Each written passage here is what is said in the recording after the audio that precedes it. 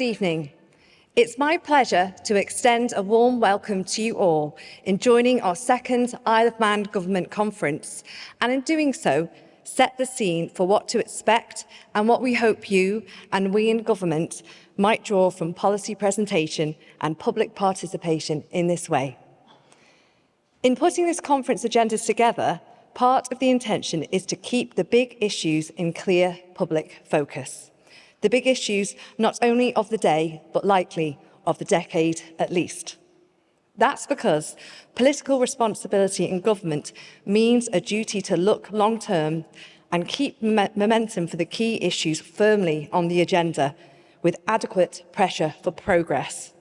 And this, and I don't know if the Chief Minister will mind me telling you this, is part of the purpose of this annual event, as ministers are asked to present their plans, progress and policies up front for input, challenge and debate, and discuss opportunities and challenges with you, the public. Part of this conference too is that we, government ministers and Tynwald members, get to hear directly from you in person as to your views, your queries and questions on the topics covered, in a format that simply is not provided for elsewhere. This is important, not only in the inherent value that this brings, but to support the pursuit of a secure, vibrant and sustainable island, which we are striving for with the backing of Tynwald to achieve. Without a doubt, though, there is a need to acknowledge that addressing the issues for our island in the topics covered in this conference, education and skills, finance and government budgets, and housing and infrastructure, is by no means easy work. And this has been happening in the context of matters beyond our control that have also required a government response. A period of post-COVID adjustment and recovery, followed on very quickly by the reverberation of the invasion of Ukraine, energy market volatility, and cost of living and inflationary pressures in the mix, all over the past 24 months.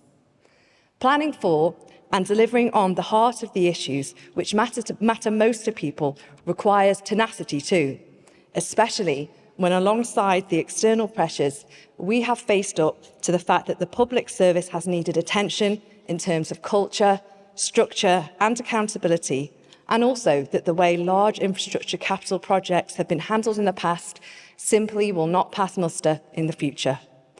And in recognising that some of the old ways must change and are changing, and in dealing with what are frankly long-standing legacy issues, we must also look forward beyond the demands of the day, which presents more than an opportunity.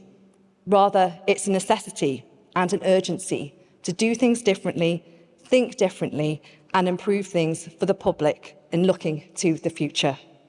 And so, I can tell you that we can look forward at this conference to hearing more about key announcements as how we can seriously address housing provision across the piece and at every stage.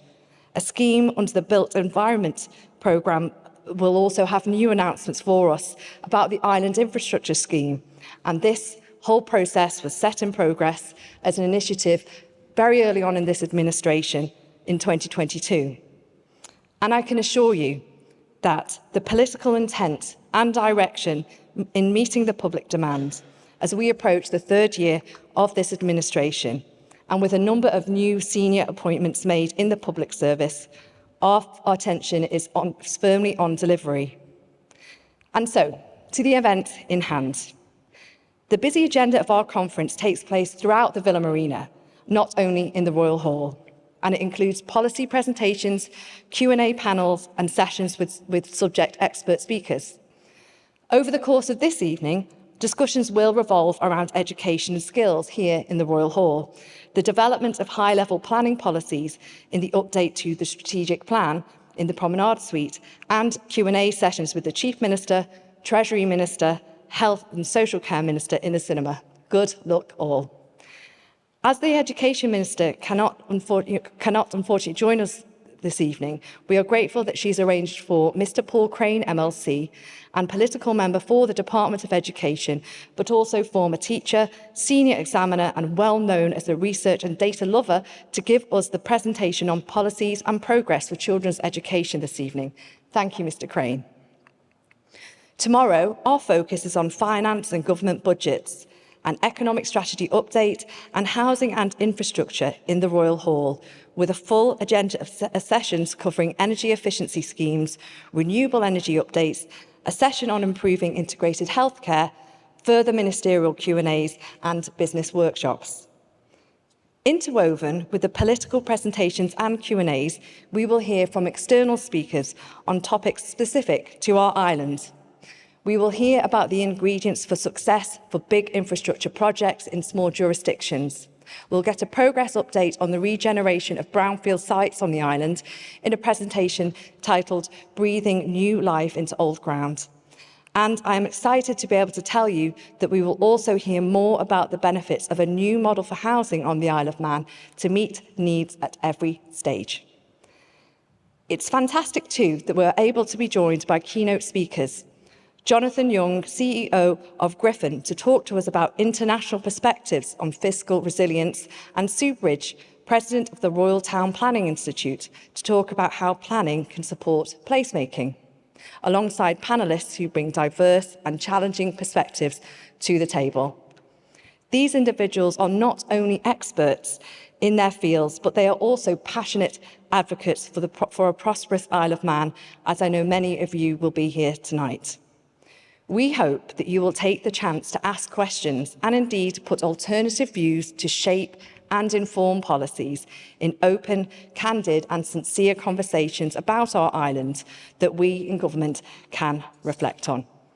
Thank you all for attending this evening, and I hope you find the conference to be informative about some of the changes made and encouraging as the new things now firmly within sight on the horizon. Thank you.